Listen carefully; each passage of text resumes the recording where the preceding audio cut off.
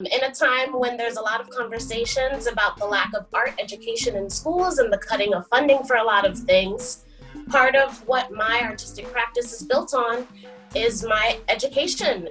Stand-ups are artists. We are artists.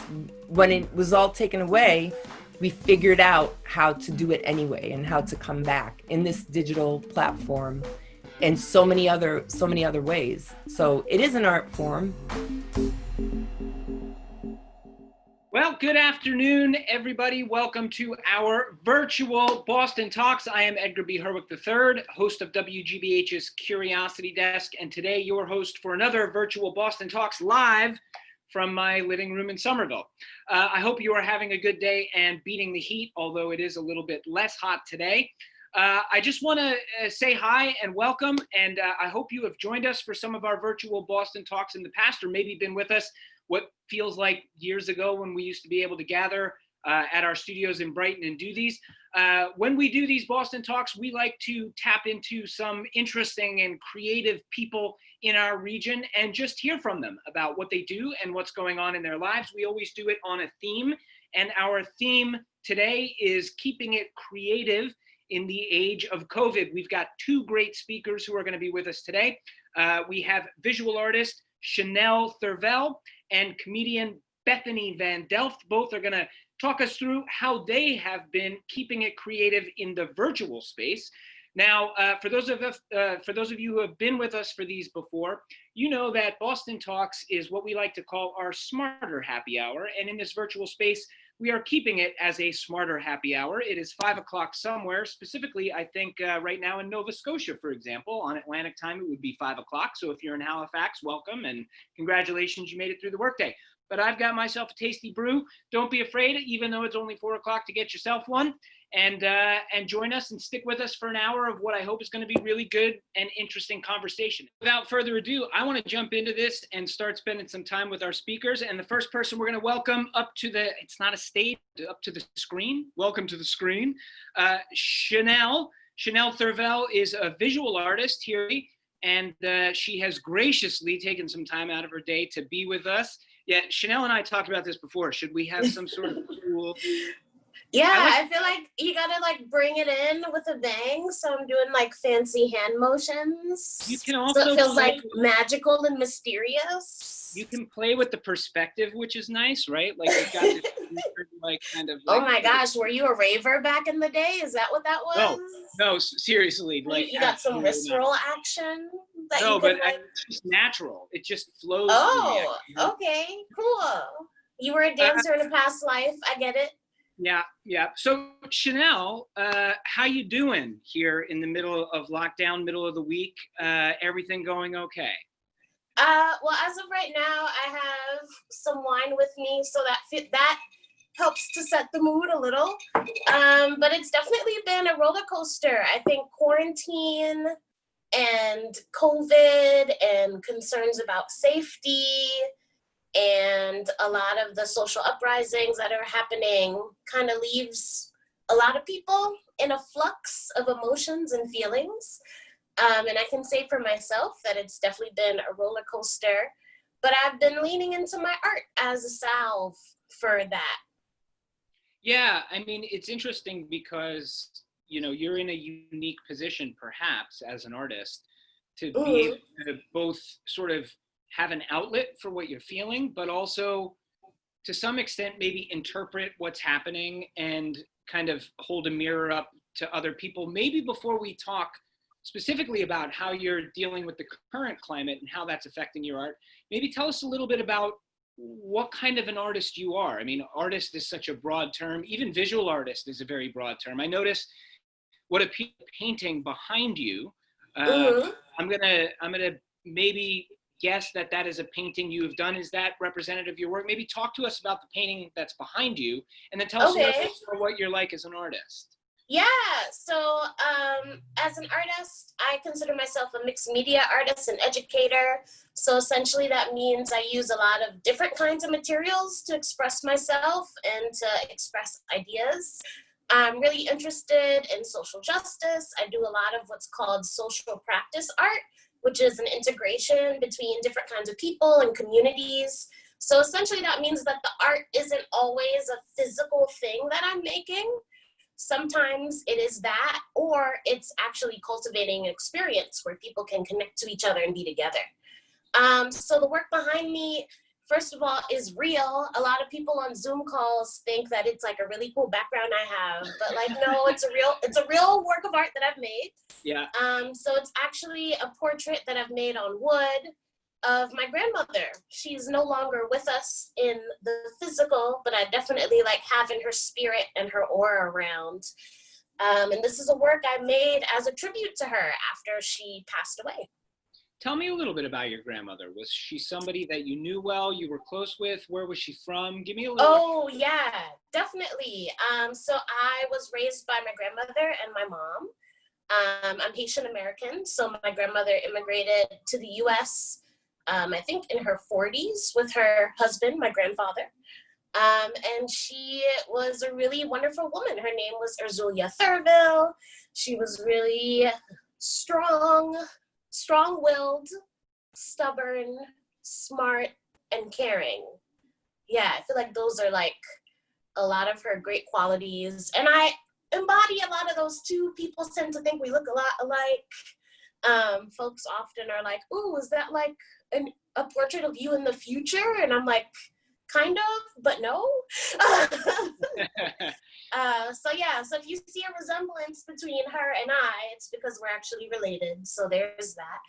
And again, like, I'm gonna break the fourth wall here. Do it. But Get weird.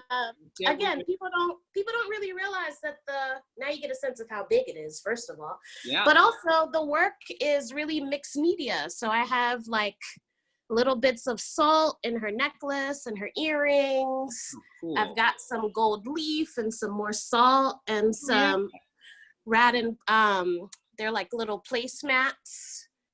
So that's three-dimensional. It's not just a painting.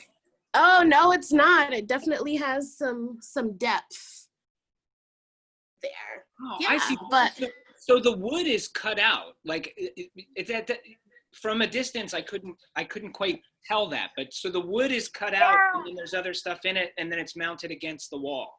yes, so people are surprised to know that I use a lot of power tools to create my work. One of my most prized possessions is my jigsaw that I use to cut out the contours and grooves of the artwork before I paint on it. I also use a lot of modeling clay.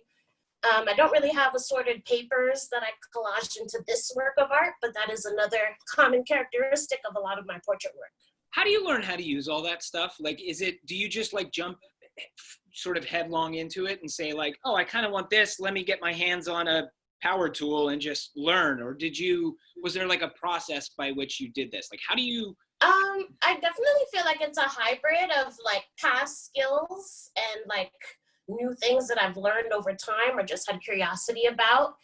In a time when there's a lot of conversations about the lack of art education in schools and the cutting of funding for a lot of things, part of what my artistic practice is built on is my education in public school. In high school, I was a part of theater tech or stage crew, and that's where I learned how to use power tools and I learned some basic carpentry skills. And it's through that building of skills that I learned as a high schooler. I've continued to add to that what I've learned through higher education, both in undergrad and grad school, about painting and collage and different material properties. I'm also a huge graduate of like School of YouTube, watching lots of tutorials on things that I didn't get to learn in school, but I've always had a fascination about. So it's really a hybrid of what I was able to learn through arts and theater and carpentry classes I had in public school, and what I started to learn more in undergrad and grad school, and my own just kind of interest in different materials and wanting to create these juxtapositions to make something new and dynamic. So we've got a question here on our Q&A tab from Michael, who says 2 thumbs up for sure to the School of YouTube. But where did your formal education come from? So public schools, and then tell us a little bit more about where you went to school. Yeah, so I am a proud alum of Edward R. Murrow High School in Brooklyn, New York. So whoop whoop to the Brooklyn folks in the house. I'm also a graduate / alumna of Pace University, which is also in New York City. I got my bachelor's in fine art from there. And I'm also a Mass Art alum. So I got my graduate degree, my master's in art education from the Massachusetts College of Art and Design here in Boston. You know, there's something interesting to me about the idea of like formal schooling in art, right? And there's definitely like you fall into all kinds of camps about that, whether it be music or visual arts or whatever, right? You have tons of people who have found success outside of any kind of formal training, right? Like they drop out of school, early or whatever it is, and they kind of carve their own path. And then you have tons of successful people who like train, sort of go through a formal education, things like that. What, in your experience, what did you gain out of being able to have sort of a more formal training? Like, how has that informed what you've done? I definitely would say that I am not the traditional artist, primarily because my master's degree is not in art, it's in education. So I think that's something that's very different from artists who have gotten an MFA or a master in fine arts and their kind of trajectory and priorities personally. I would say that my public school education, where I had access to arts classes, was really the beginning of planting that seed. Like that was like, I never envisioned that I would be an artist full time. That's a new thing that's happened as of 2020. Before I became an artist full time, I was the program manager of an art nonprofit for the last 4 years. I did a stint as a public school teacher teaching art.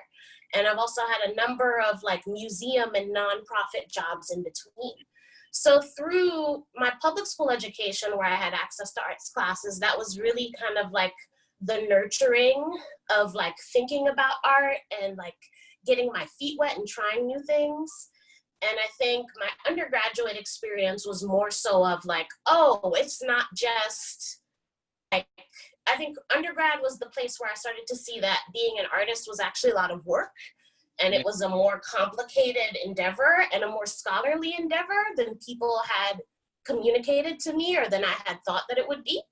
And grad school was kind of my place where I realized like, ooh, if I have the artist hat on, that gives me more flexibility in the world. Like there's so many other ways that I can like mischievously get people to think about other things. Yeah.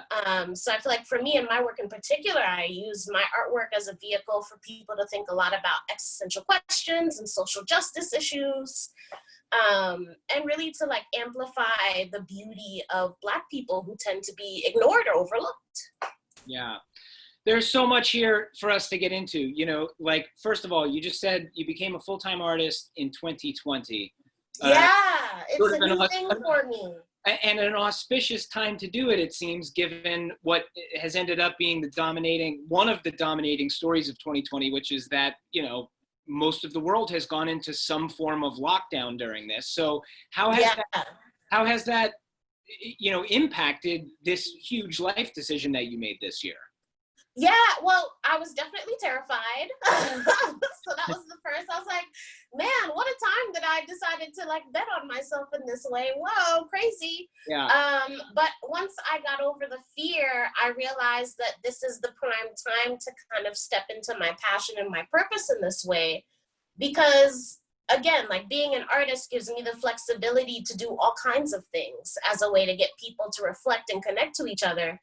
And right now, the possibilities for artists are limitless. I mean, the thing that most people have been clinging to during quarantine is art, right? Everyone's on Netflix, everyone's on Hulu, people are on YouTube more often, not only watching art in the form of comedians or actors or movies, but also in the forms of tutorials of like, okay, I can't go to the barber, how do I cut my own hair? All right, I'm in the kitchen more often because I don't feel safe going out to eat. How can I learn how to cook sourdough bread since I love it when I go to restaurants? Like, I think that the possibilities for what artists can do if they're willing to kind of lean into embracing digital digital forms of getting their ideas across. It's really vast. I mean, for me as an artist, I've been invited to do talks like these. I've recorded a couple of art making sessions for different institutions. I've been able to actually teach some art classes via Zoom.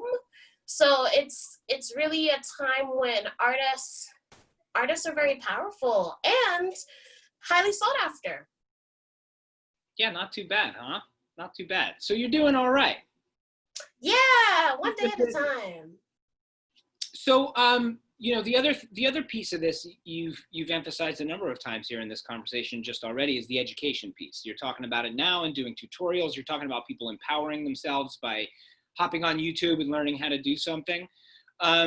What kind of how now as sort of a full-time artist do you see education as being sort of part of what you do? And also, it looks like we've got a question from Zara in South Florida, who's asking whether your education also extends to mature students, which I guess is to say not kids, but who also want to learn some of this stuff. So yeah, so I've done art making experiences with people from ages 2 to 102. So artists for everyone. There's no age limit on your ability to engage with art, first of all. And then to answer the other part of your question, I feel like, again,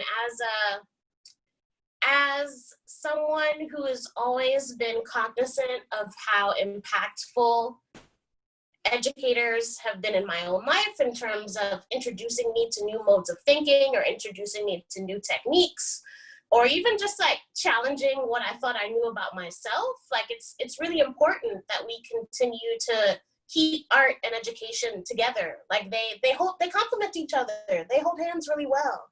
And I think especially as a society that's really focused on wanting to have critical thinkers, like art is such a key component of that because it forces you to think more deeply about thinking outside of the box. So it's been sad as someone who like has their foot in education in different ways to see so many conversations about like cutting budgets for art classes and ending arts programming in so many ways for so many low-income communities. Like that's such a pathway to so many more things, and that's such a complement to what they're learning in terms of like the core subjects. And I feel like that should be amplified more. You know, as somebody, I think you mentioned that you've done some work in the public schools, and as somebody who's clearly passionate about education, you know, right now, one of the big question marks and one of the things a lot of people are grappling with is like, what are we going to do come fall, right? Like, what are we going to do with our children? Like, should they go into the schools? Should they not go back to the schools, right? I mean, like, this is a huge issue. And as somebody who's both passionate about education and has, you know, experience working in the public school system, what's your take on it as you sort of watch this unfolding? What are the things you're thinking about?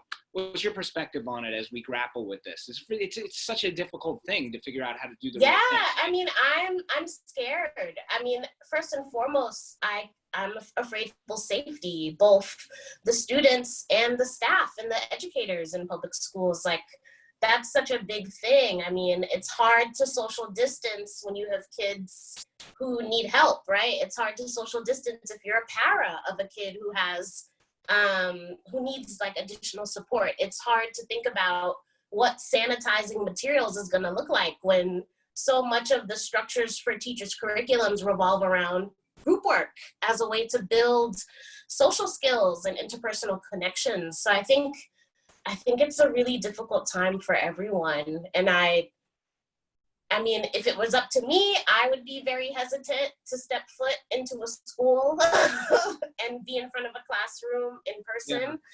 Yeah. It's definitely a lot of hard decisions that need to be made. But overall, I hope that when decisions are made, they all err on the side of prioritizing people's safety as opposed to pushing for folks to physically share space when there aren't enough measures or enough protocols developed to keep everyone alive.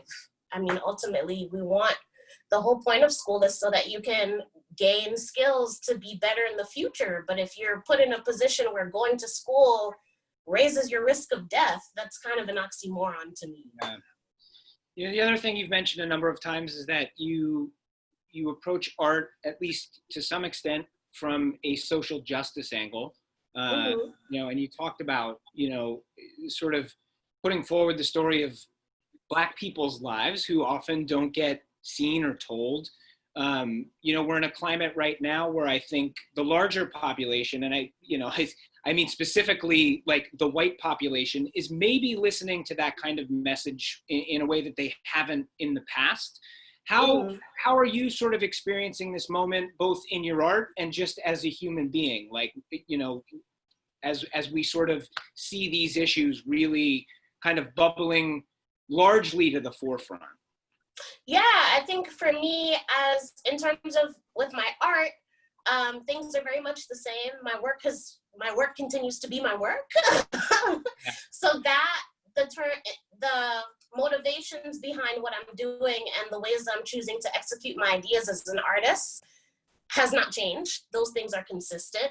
I will say in terms of how institutions respond to me or solicit me now, that has changed. There's definitely a big interest in institutions wanting to show their solidarity for Black communities and work really closely with Black artists.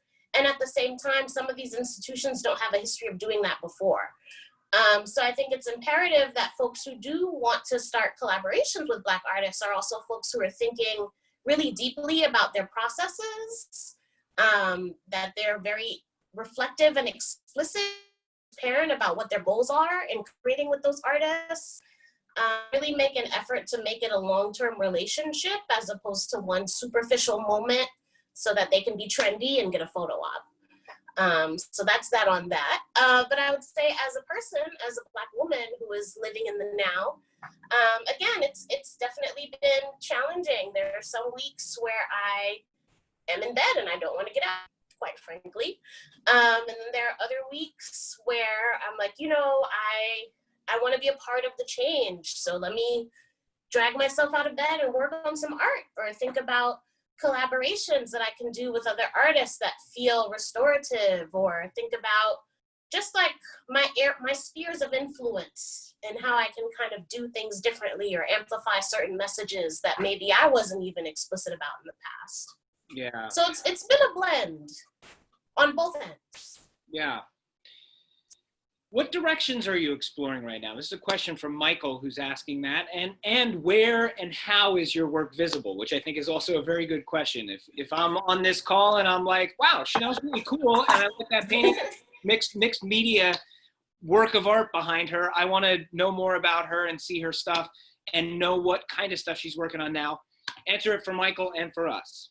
Yeah, so in terms of where you can physically see my work in the world, right now, if you go to the Boston Children's Museum, I have an exhibition of my work up called Warm Fuzzy Feels. And it's a mixed media installation that celebrates multicultural friendships between women. So that is on view at the Boston Children's Museum from now until December 15th. And it includes many portraits similar to the one that I made of my grandmother. And the people who are portrayed in those portraits are actually women of different cultural backgrounds and their friends of different cultural backgrounds. So I had a chance to photograph these women, talk to them about their friendships, and I've incorporated their portraits and their words about what their friendship means to them and how it's impacted their lives in the exhibition at the museum. So that's one place you can check out my work in the physical if you are willing to venture out. I'm also one of the artists who worked with the Black Market on the Black Lives Matter mural that's in Nubian Square. So if you happen to come down Washington Street, you'll see that mural that I made under the guidance of Lee and Mar, who are the lead artists, and the Black Market.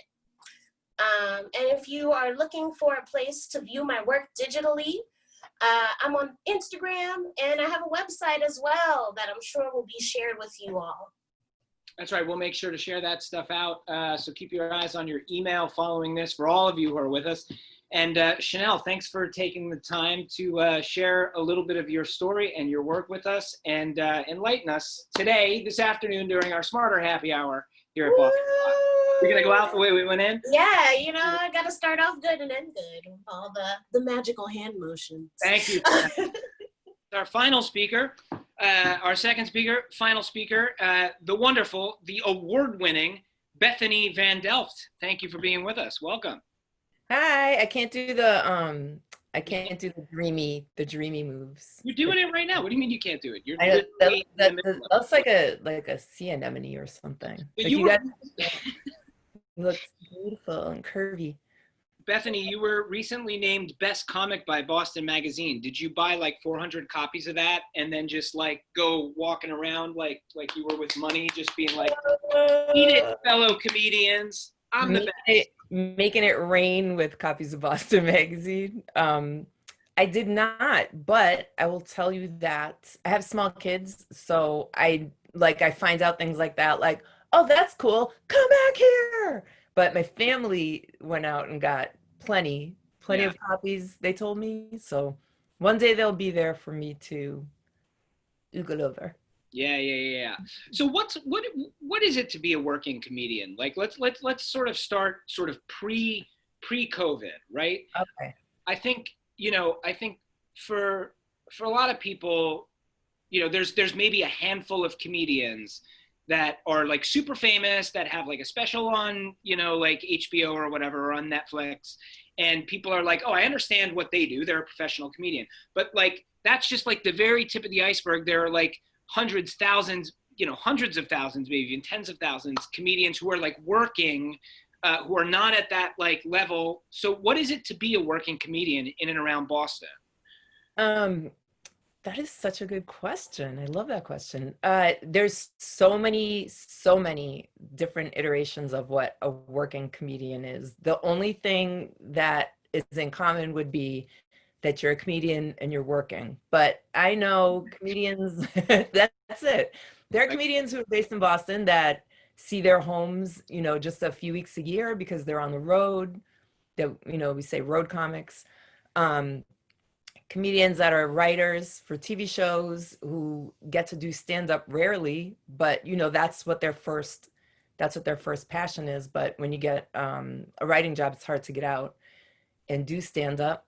I know a comedian he is so talented and so charismatic, and he really prefers being in Massachusetts with his family, and he makes a wonderful living doing fundraisers and things like that, rather than going to Hollywood and pursuing Like emceeing them and things like that, you mean? yes.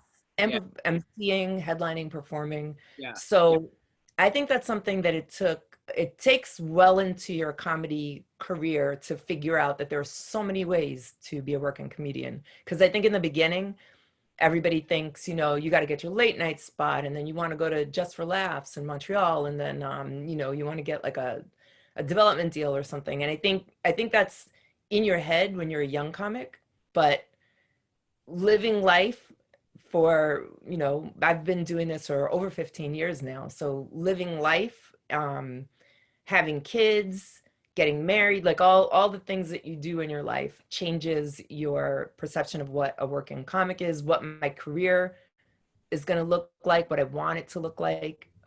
Accepting possibilities that maybe I didn't consider before, because it wasn't on my radar of get a late night spot. Now I see there's just so much more to working comedy than just that. Yeah. Seeing the Netflix special, although I do want a Netflix special, but there's way more than there's way more than that. For all the Netflix execs who are surely on this Boston Talks, Definitely. Bethany is ready. So what's the sort of patchwork of stuff that, kind of prior to COVID, you were doing typically, like to sort of make your life as a working comedian work? What were you doing? So I was doing a lot of things. Like the more, I don't know how you'd say it. I guess the more sustainable gigs were things like emceeing. I was emceeing lots of galas. My daughter has Down syndrome, and it fell in my lap to one year MC the Best Buddies International Gala. And so that's a cause so near and dear to me and my family. And they signed me on as like a regular host for that gala. So things like that, I was doing a lot more of. Opening for big comics, like at the theaters, the Wilbur, Schubert, those kind of like big theater shows with the big headliner. Yeah. I was doing that a bunch, and um, just all kinds of odd little gigs, voice Yeah. work, hosting things where they don't necessarily want a comedian. They just want somebody with improv skills or just like a quick mouth, which I've always been told by my mom since I was young. I have. What else? Let's see. And then the regular maintenance work, which I don't think people know about this part of it, is going out and getting up constantly. So for all whatever paid gigs I had during the week, I would be going to bar shows, 3 or 4 times a week to do a 5-minute spot or a 7-minute spot, or, just to work on 1 or 2 new jokes to see how they need to be scrubbed or tossed or built upon. That's a very strange part of this, because it's hard to quantify that work. Like when filling out my COVID relief unemployment, how many hours a week do you work? I wanted to say like, all the hours of the whole week, because all out life, because you're thinking about it, or you're workshopping it, or you're taking notes, trying to figure this out. So it's hard to quantify all the work that goes into it, because those gigs may not be paid, or maybe it's like a $20 gig, but they're so imperative to doing the big gig at the Wilbur, or, hosting a big gala, or getting even a TV spot. Those small bar shows are like where it happens. That's where we're making the things. Yeah. So, the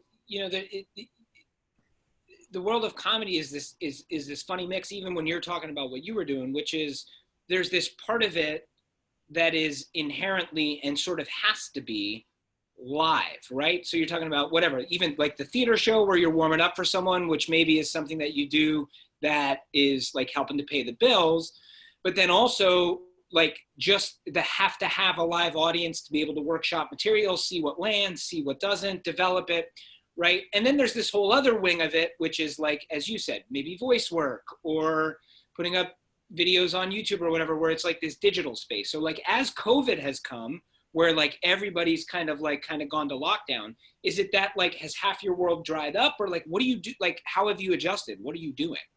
The first realization that day, that was March 13th for us, is the day we went into full lockdown forevermore.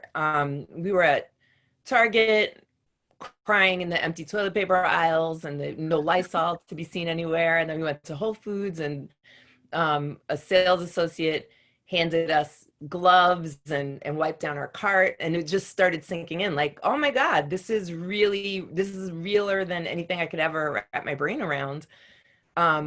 So it immediately was, how do we keep the kids safe? How do we stay safe? What are we going to do?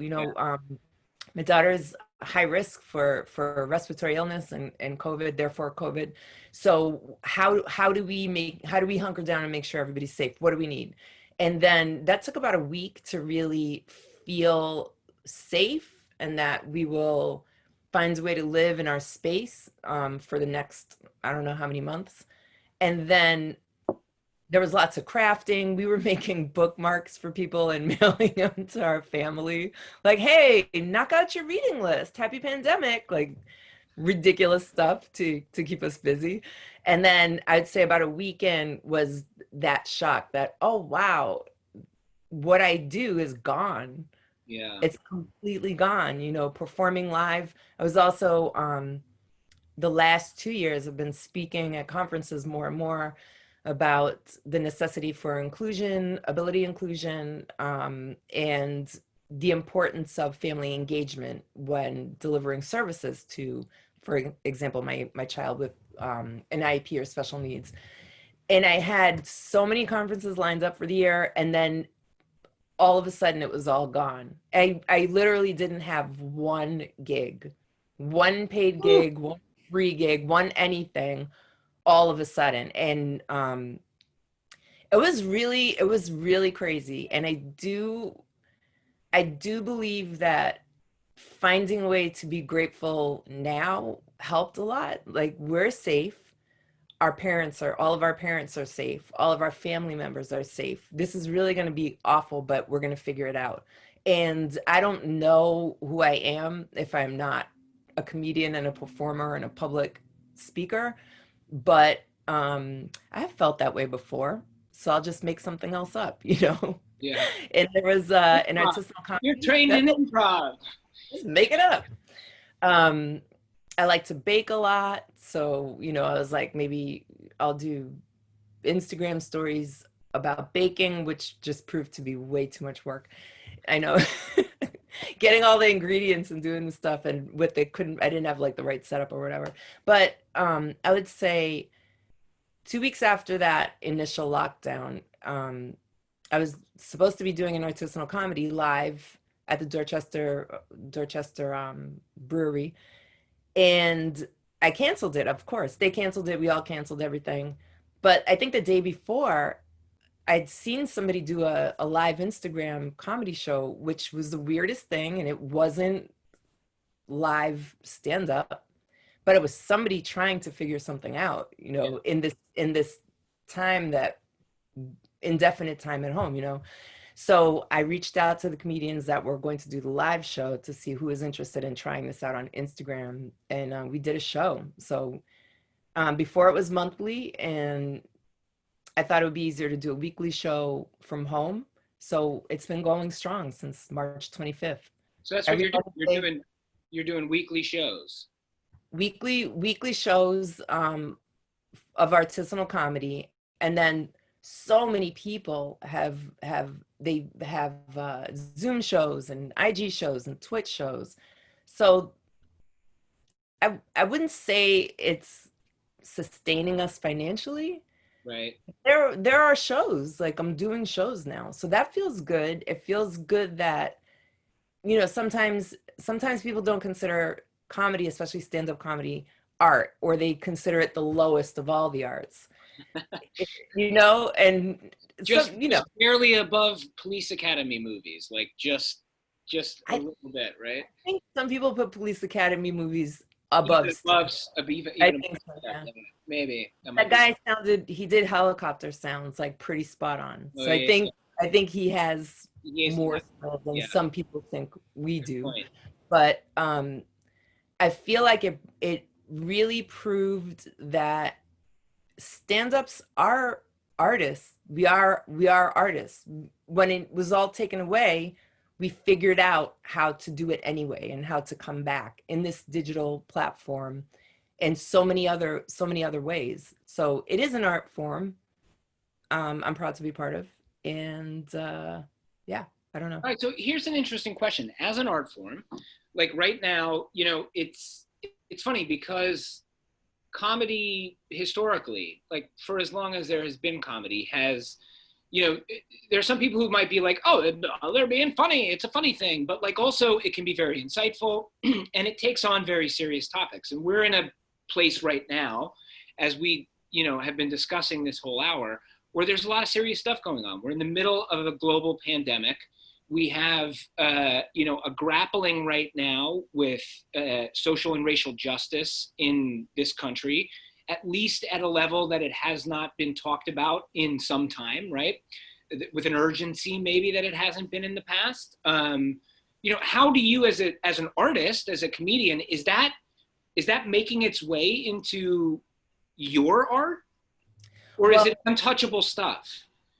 No. I will say this. It's not that it wasn't spoken of. It was that it was not spoken of in the community at large, the way we saw. Yeah, fair enough. Yeah.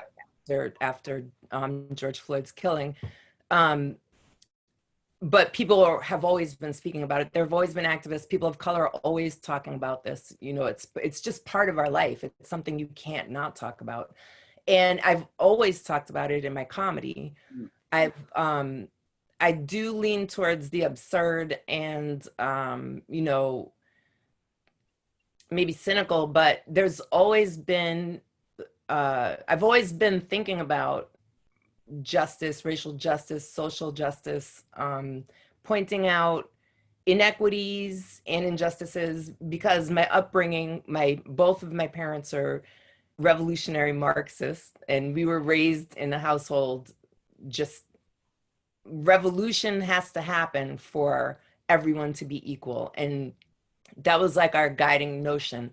Yeah. Ways to always to support change, to uplift. We were taught to always call everything out to the best of our ability while staying safe. We picketed, we took days off of school in elementary school to go to Washington, D.C. to march for different issues. So it's always been part of my life. There was a point in my life where I was like, it's not working. My parents are fighting for the same things forever, and I want to have more fun than that in my life. And I kind of like let go of it, and I modeled, and I, used to go work in nightclubs and restaurants and everything. And I did all this stuff that to me was shutting out this activism. But what is clear to me now is it was never shut out. I just somehow morphed it into a different thing in my life. So when I did start doing comedy, but I didn't notice this. Someone actually pointed this out to me this year, that when I did start doing comedy, so many of the premises had to do with inequities or calling out racial inequities, gender inequities. And I didn't see it as being a political comedian or as it being political commentary, because it was just such a part of it was just natural to you, right? Natural. That's part of what I observe and talk about and joke about. So when that happens, when George Floyd was murdered, I think so many comedians couldn't find anything funny in that time. So old jokes didn't work. New joke, we couldn't come up with new jokes. There was nothing funny. It was absolutely awful. I know a lot of comedians like myself, we were just crying a lot and really absorbing these horrible images and seeing kind of uprisings of activism where there was none before, and then seeing images of the protests. Like you said, this is the first time in a really long time to see this many people together fighting for justice and seeing the injustice, because I feel like we went through a block of decades where people stopped seeing the injustice in and doing whatever else they were doing. But it felt important to be part of that and not try to lighten it in any way. And so one show that was booked, I messaged the comedians to say, I don't think we should do a show. Like, I'm not going to be able to host it. I'm going to be really crying and angry and ranting and raving. And I don't want to do that to you guys. And I don't want to do that to any viewers. And I don't think we should do it.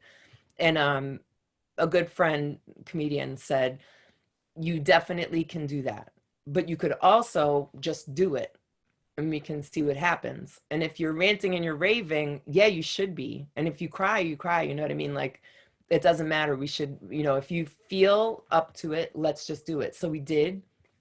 And I ended up opening with a story of, my family's activism, being raised in that. I don't necessarily talk about that a ton. I mention it, but I don't really talk about how deeply my family, my upbringing was rooted in this. So I told the story about that. And I did end up crying a little bit. And then the comedian friend, we just talked. It was amazing. We just talked and we talked till we got to a place where a couple of real life things happened that were funny. And then we had a fantastic doctor, a news correspondent, Dr. Alok Patel. He came on to talk about how to stay safe when you're out there protesting. And he's also funny. So it ended up being super appropriate for the moment. And I'm really happy that, he said, let's do the show anyway, because that was like a great reminder that comedy is activism and it can be activism. All right, we're running out of time, but I got a question that Liz asked that I really want to ask you, which is, she asked, do you have any advice for an up-and-coming female comic who's just starting out in the business? So your perspective as a female comic, advice for Liz. First would be a comic. And anyone that wants to call you a female comic or a comedian, shut them down. You say you're a comedian, you know. That happens so much in comedy. No one says this female doctor will be with you next, but so many people say your next comedian's a woman. So right. They also don't go like, we're welcoming a male comic with us today, right? Like no one ever says that ever. Yeah. Shut that down. It is really hard right now what you have to do in the beginning is you have to get up as many nights as you possibly can running your jokes and really bombing and really sucking and sometimes crying to get better and better and better. It's really impossible kind of to do that right now. So what I would suggest is start a show on your own, like on your own Instagram or Zoom or Twitch or Facebook Live. Start something. Invite comedians. Maybe you're just hosting it at first. If you've actually never done comedy at all in the before times, then maybe start by just hosting a comedy show. There's so many ways, you know, think about what you like about comedy. Do you like the writing? Practice writing. You know, you could be submitting writing to websites like Reductress or McSweeney's. Eventually you can submit to talk shows. So if you love the writing, practice writing. If you love the performing, find a way to perform virtually. You can be doing things now. It's not the same as going out and getting up to get good at live performance, but there's so many different ways. Bethany, you mentioned you are doing live virtual shows, and I think you said on Wednesdays. Today is Wednesday, right? So do you have one today, and how do we go and see it? On Instagram, just go to my Instagram account. It's at Bethany Van Delft, and 9 o'clock we'll go live. 9 o'clock Eastern Standard Time. So for all you Pacific Coasters watching GBH Boston Talks, 6 p.m. time. And yeah, we have a great show lined up. We have Ted Alexandro, Gary Peterson, Zilla Vodness, Tookie Kavanaugh, and Alyssa Alduki. From all over. That's the coolest thing about it, is we have the comedians live all over the country. So join us tonight. There you go. Bethany Van Delft, thank you for sharing your time and experience with us. And we look forward, hopefully a lot of us will see you tonight at 9 p.m. Eastern Standard Time. Thank you so much. Thanks for having me. All right. And thank you to all of you for being with us for our virtual Boston Talks. We will have more of these coming up, so keep your eyes on your email. Thank you again for taking an hour out of your day and being with us. I hope you got to enjoy a tasty beverage. And again, I hope some of you can get your hands on some Pilsner glasses with a contribution to WGBH. Thanks again. From my living room here in Somerville, I bid you a really good afternoon. Stay safe, wear those masks, wash those hands, and be good to each other. Thanks for being with us. Have a good night.